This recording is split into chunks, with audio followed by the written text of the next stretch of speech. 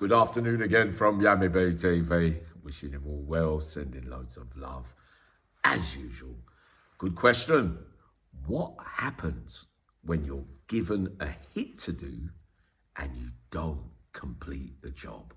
Those that know, those that don't, by way of meaning a hit, is like meaning a hitman thing, like when you're paid to do a job on someone in the CatAs, BCs or whatever, but you don't do it or you don't do it in the proper way.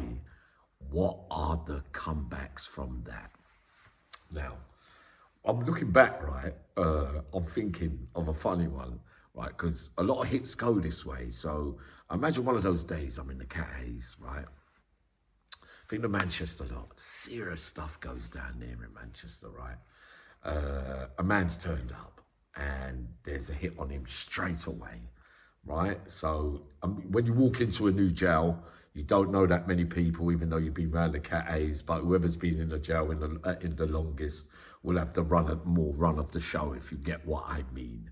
So these things are really, really serious, and I can't really name no names, but those that were there will remember exactly what I'm talking about. Now, the geezer turns up. So the hit's been put out.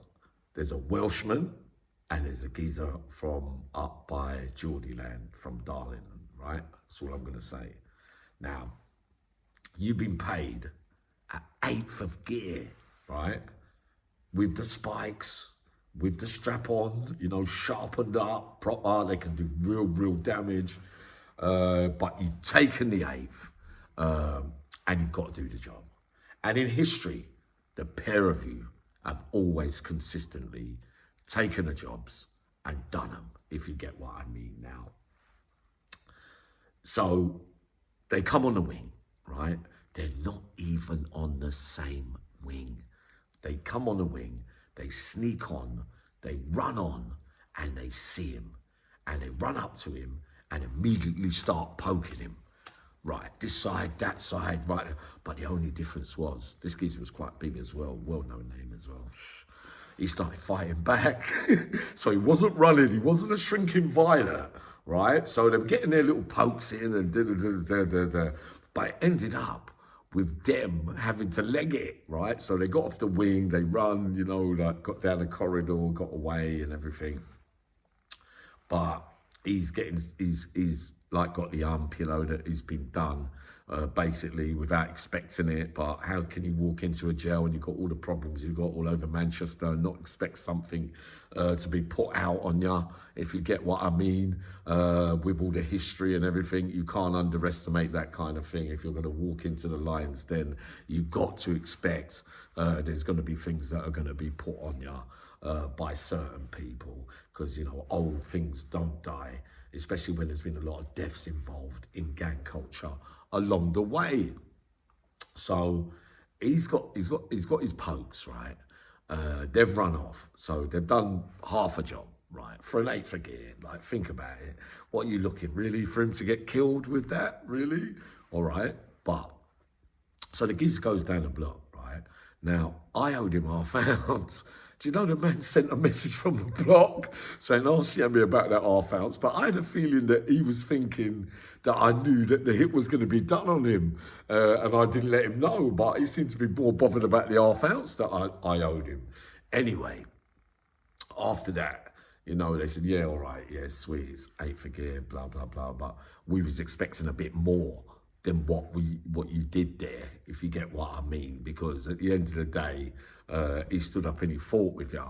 So we didn't want it to be that he could say, well, I still had to go back, kind of thing. So does that go under a failure, or just a job that everybody just gets a little bit in? That's what I'm paid to do. I ain't gonna kill him, that kind of stuff. So that's one example. But no, nothing never happened to those two, because at the same time, you still push the tool in the person. Now, way back in the day, there was a job given to someone in the CatAs, right? This is a funny one, right? He's from up north as well, well-known name. I can't call his name. But there was a lot of beef north and east London at that time. And they've given him a hit. They said, Uncle Yami, can you find somebody on that wing to get this geezer done, right? Without making it look like the hits come from us, kind of thing. So what happened is he's made up a reason with the taps, right? You know, like making noise, like saying he lives up above there, and at night when you're pressing the taps, it's keeping me awake or giving me a headache. So first thing in the morning, it took about a week for him to do it as well. He looked like he didn't really want to do it, but he'd been paid already. But I loved him. He was proper stuff, and he'd done a lot of hits, right? So in the end, he gets to do it. He goes downstairs in the morning while the geezer's in bed, and he says, "Hey, listen, mate, you're keeping me up all night. Like the taps are making too much noise. You've done my head in." So he's gone over to slash him and hit him with a couple of things. Blah blah blah blah blah. The geezer's got out of bed. We could have a riot row from East London as well. Started to exchange back, but he got out, locked the door quickly, and went back upstairs.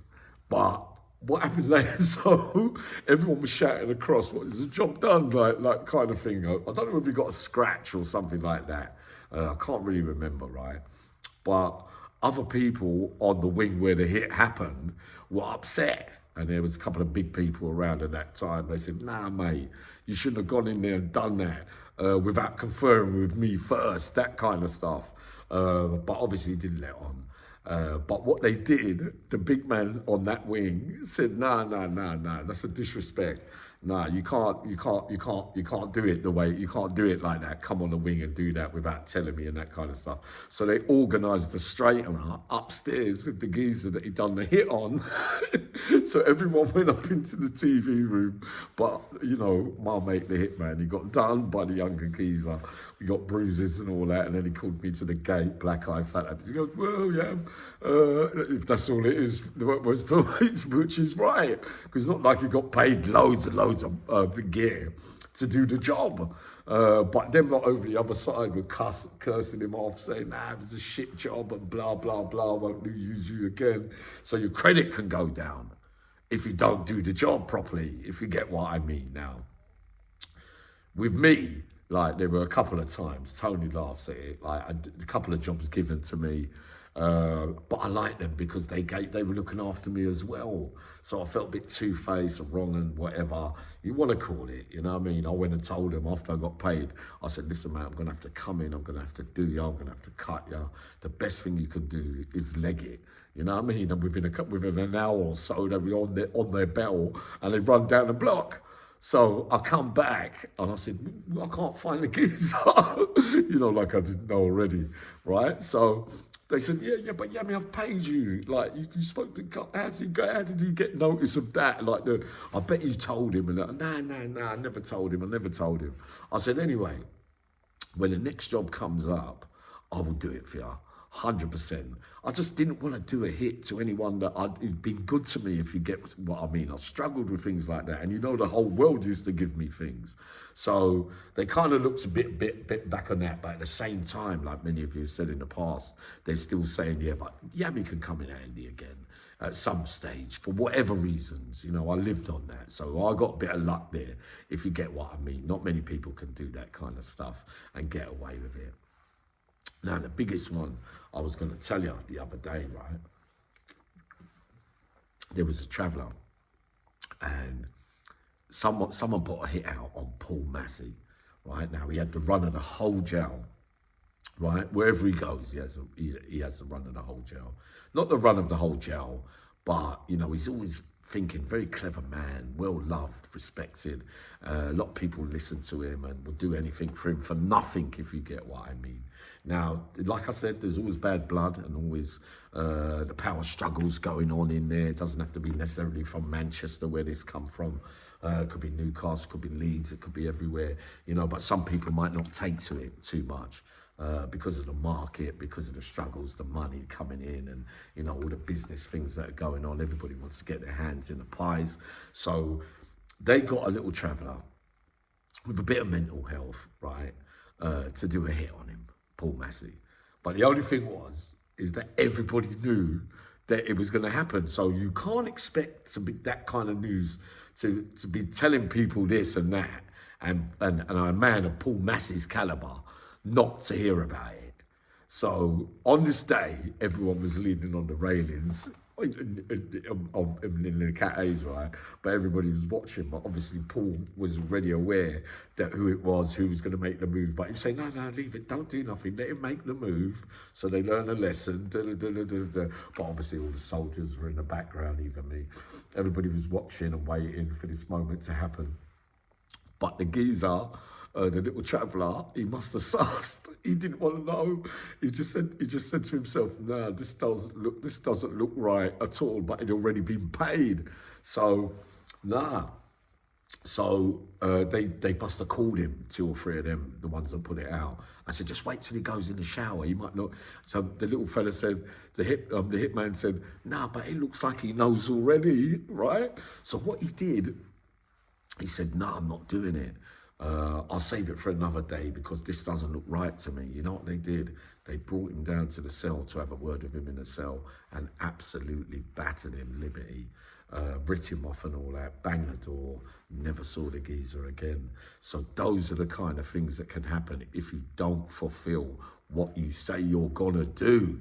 Do you see what I mean? There's only certain people that can get away with, living by this, living day to day and knowing that there'll be another day or whatnot.